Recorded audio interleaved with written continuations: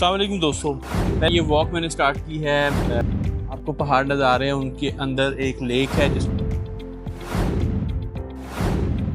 Source of water भी होते थे, सोर्स ऑफ लाइफ थे।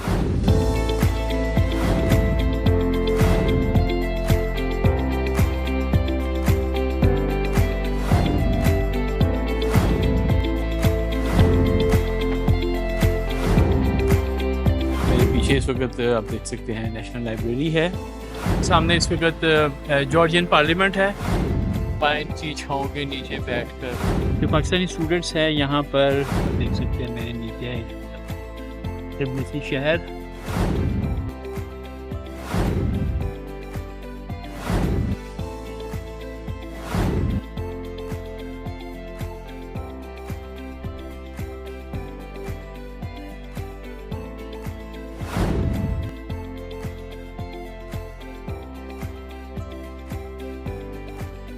अस्सलाम वालेकुम दोस्तों, मैं इस वक्त मौजूद हूँ तिब्लिसी में ही, और आज मैं एक ट्रैक करने जा रहा हूँ। ये ट्रैक नॉर्मली जो मेरे पीछे आप पहाड़ देख रहे हैं उनमें है, ये है turtle lake view point track.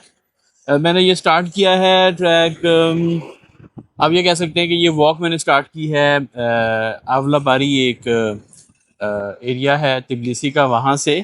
तो इसमें कुछ 2 1 किलोमीटर तो शायद मुझे शहर के अंदर ही चलना पड़ेगा। उसमें पीछे मेरे आप देख सकते हैं कुछ ये पार्क है और ब्रिज वगैरह है। थोड़ा सा हम शहर को एक्सप्लोर करते जाएंगे, और उसके बाद वो पीछे जो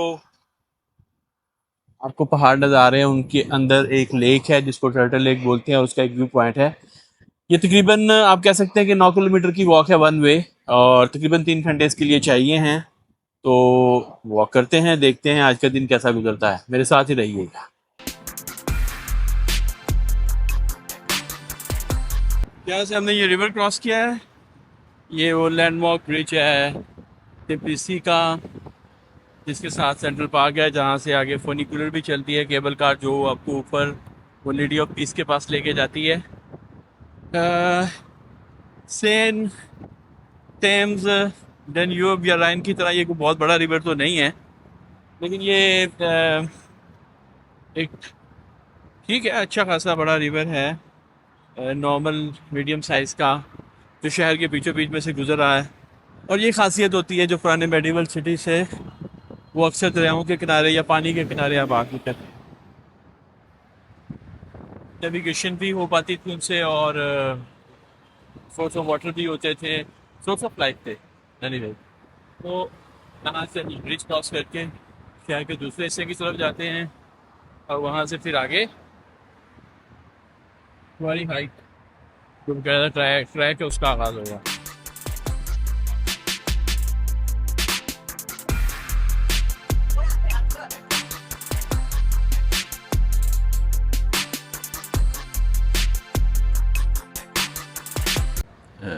दाएं तरफ मेरे बिल्कुल पीछे फूड पार्क है, तिब्लिसी का फूड सेंटर है, जहाँ पे आपको मुख्तलिफ किस्म की फूड्स एक ही जगह पर मिल।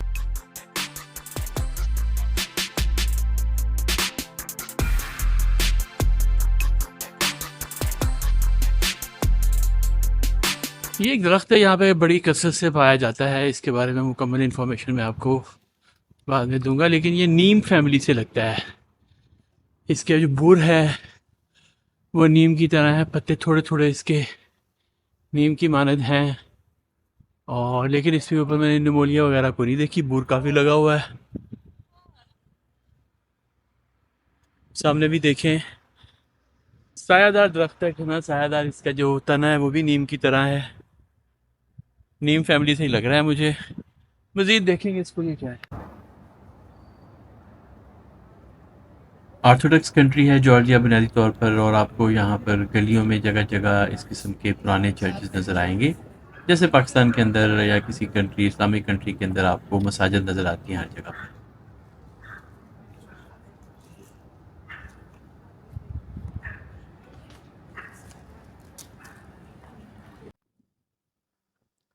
मैं इस वक्त ओल्ड तिब्लिसी में हूँ, और तकरीबन 2 किलोमीटर कर लिए मैंने, अभी 7 किलोमीटर्स हैं। मेरे पीछे इस वक्त आप देख सकते हैं नेशनल लाइब्रेरी है, और आगे को हम अपना सफ़र जारी रखते हैं। तकरीबन हम फुट हिल्स पे हैं इस वक्त। हम ओल्ड तिबिसी में मौजूद हैं। फुट हिल्स हैं ये, यहाँ से फिर बाकायदा हाइक का ट्रेल का आगाज़ हो जाएगा। हमारे सामने इस वक्त जॉर्जियन पार्लियामेंट है और मेरे बिल्कुल पीछे जो है वो Georgian museum of fine arts है।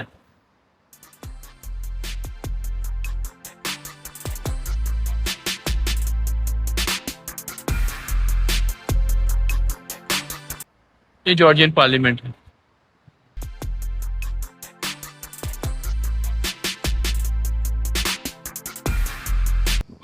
पाइन की छाँव के नीचे बैठकर सुस्ताने का अपना ही मज़ा है। जो ठंडी ठंडी हवा आ रही हो और पसीना खुश्क हो और आपको और आपकी दूर हो, तो दिल करता है कि बंदा यही सो जाए। वाह सुभान अल्लाह। बड़ी स्टीप चढ़ाई है और बड़ी जल्दी से आप एल्टीट्यूड गेन करते हैं, तो इसी तरह से आपको एफर्ट भी बहुत करनी पड़ती है। ये आप देख सकते हैं मेरे नीचे है तिबिलिसी शहर। अ, बड़ी जल्दी बड़ी तेज़ी से चढ़ाई चढ़ी है हम। चढ़ा तो नहीं तेज़ी से, क्योंकि चढ़ तो बहुत आहिस्ता-आहिस्ता चढ़ना पड़ रहा है, लेकिन ये है कि एन्जॉय कर रहा हूँ। अच्छा है, एक फ़िज़िकल एक्टिविटी भी है, साथ में ब्यूटीफुल सीनरी भी है। मौसम जो है वो अ, गर्म नहीं है। गर्म ऐसे यानी कि आप कह सकते हैं गर्म तो है, लेकिन ठंडी हवा चल रही है, तो इस वज़ह से गर्मी महसूस नहीं होती। आप 2 मिनट रेस्ट करते हैं और फ्रेश हो जाते हैं और फिर आपका दिल भी नहीं करता कि वहाँ से उठ के आगे को मूव करें। लेकिन चलते हैं, मैं तकरीबन मैंने सोचा कि 1 घंटा और ऊपर को जाएँगे और उसके बाद फिर हम वापसी का सफ़र शुरू करेंगे। 1 घंटा मज़ीद ऊपर की तरफ जाएँगे, जहाँ तक गया, उसके बाद फिर वापसी का सफ़र शुरू करेंगे। वापसी का सफ़र रिलेटिवली जो होगा वो जल्दी होगा। थोड़ा-सा आपको बता दूँ तिबिलिसी शहर के बारे में। जॉर्जिया कंट्री की आबादी 3.7 मिलियन है, जिसमें से जो 1/3 है वो तिबिलिसी यानी कि इसके कैपिटल में रहती है। आप कह सकते हैं कि 12 से 13 लाख अफ़राद इस शहर में रहते हैं और ये सबसे बड़ा शहर भी है जॉर्जिया का।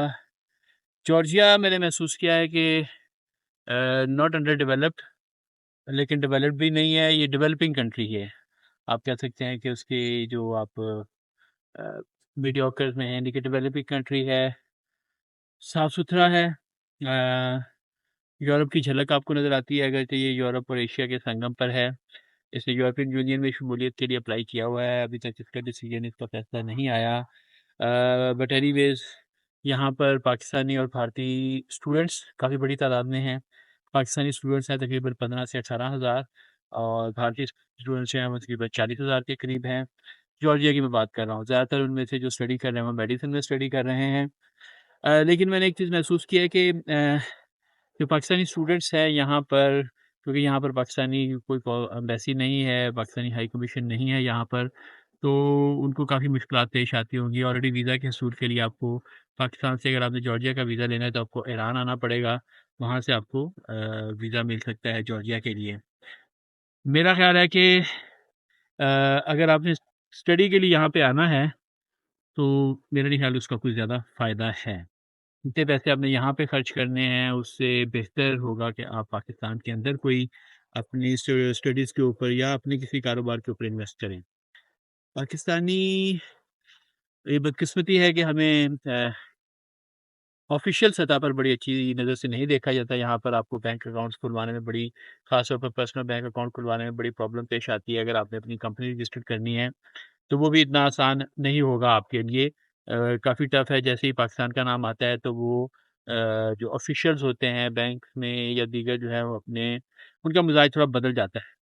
इंडियंस के लिए रिलेटिवली बहुत आसान है और जो इंडियंस हैं उनके लिए बहुत आसान है यहाँ पर पर्सनल अकाउंट खुलवाना। उनका ये वीज़ा भी ई-वीज़ा होता है, आसानी से लेकर वो ई-वीज़ा यहाँ पर आ सकते हैं। थोड़ा-सा मैं रास्ते में बैठा हूँ, लोगों को थोड़ा-सा शायद तंगी हो, बट एनीवेज़ मैं रास्ते में ही बैठ गया एक जगह पे, थक गया था, मज़ीद चला नहीं जा रहा था। तो मैंने सोचा कि यहाँ बैठकर थोड़ा सा आपके साथ बातचीत करते हैं, एक व्लॉग बनाते हैं, थोड़ी इन्फॉर्मेशन देते हैं आपको जॉर्जिया के बारे में। विज़िट करना हो तो विज़िट के हवाले से ये बहुत सस्ता है, अकोमोडेशन बहुत सस्ती है, खाना-पीना भी सस्ता है और सबसे बढ़कर ट्रांसपोर्ट बहुत सस्ती है यहाँ पे। आपको कहीं मूव करना है तो बहुत मतलब जैसे अगर मैं गौरी शहर में कल गया था, गौरी वो शहर है जहाँ पर जोसेफ स्टालिन जो कि लेनिन के बाद जिसने सोवियत यूनियन का इक़्तिदार हासिल किया था, वो जॉर्जिया में उसकी पैदाइश हुई थी, गौरी शहर में। तो वो ट्रेन से तकरीबन कोई 1.5 घंटे का सफ़र था, 1 घंटा 15 मिनट का। इकॉनमी क्लास में उसकी प्राइस है सिर्फ 7 लारी। लारी यहाँ का जो लोकल करेंसी है उसको लारी बोलते हैं, जेल भी बोलते हैं, तो उससे कंफ्यूज ना होइएगा। 7 लारीज या 7 जेल इकॉनमी क्लास में वन वे प्राइस थी, तो 14 यूरो आने जाने की प्राइस थी।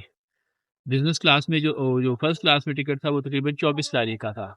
इसी तरह अगर आपने तिबिलिसी शहर के अंदर घूमना है तो एक वेबसाइट है, एक एप्लीकेशन है यांडेक्स, उसको इंस्टॉल कर लीजिए। उसके ऊपर आपको टैक्सी मिल जाएगी बहुत मुनासिब प्राइस के ऊपर, यानी कि आपको अगर आपने 4-5 किलोमीटर का सफ़र करना है तो वो हो सकता है वो आपके 7 या 8 लारी लगे।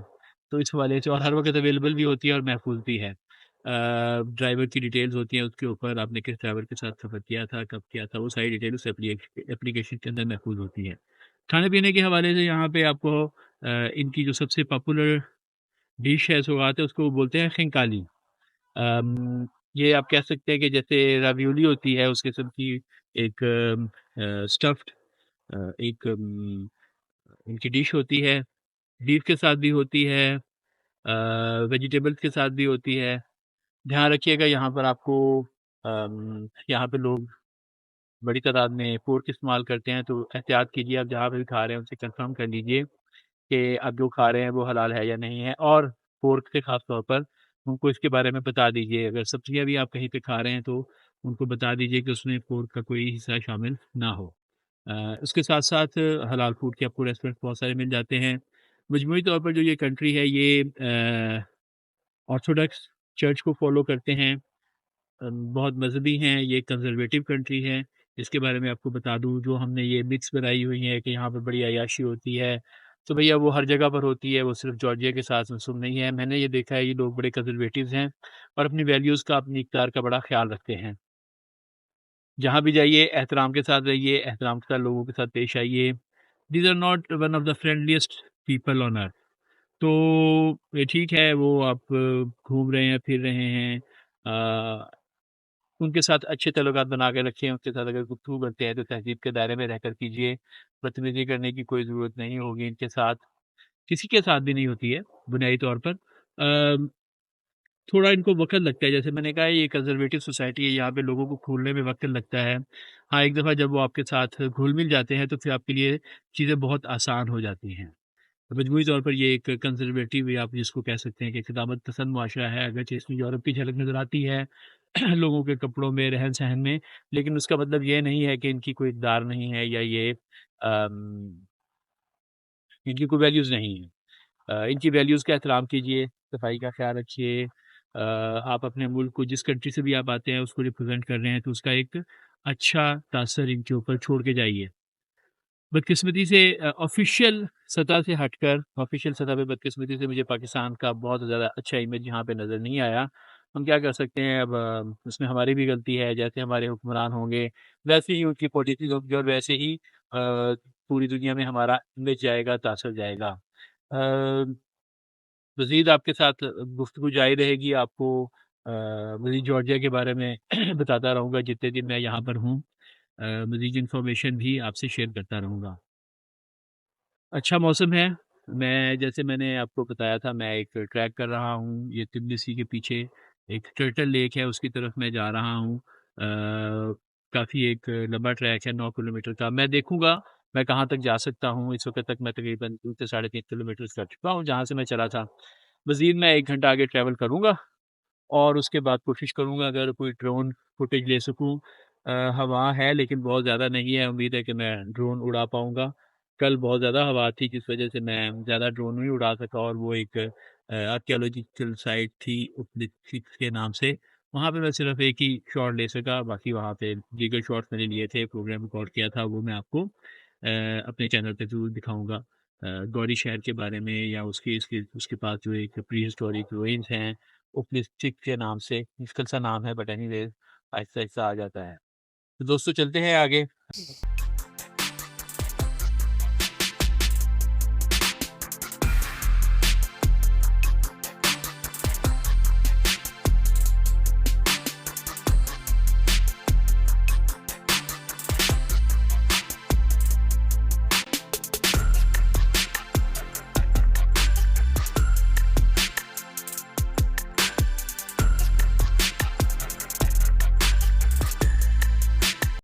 तो आप फुनिकुलर लेकर भी आ सकते हैं यहाँ पर डायरेक्टली, या फिर आप ट्रैक करके आ सकते हैं जैसे कि मैं आया हूँ।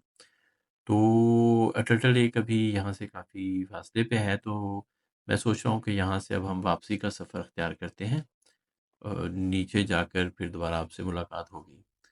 वापसी यहाँ से चलते हैं, मेरे राइट साइड से ही हम ट्रैक करते हैं और वापस जाते हैं।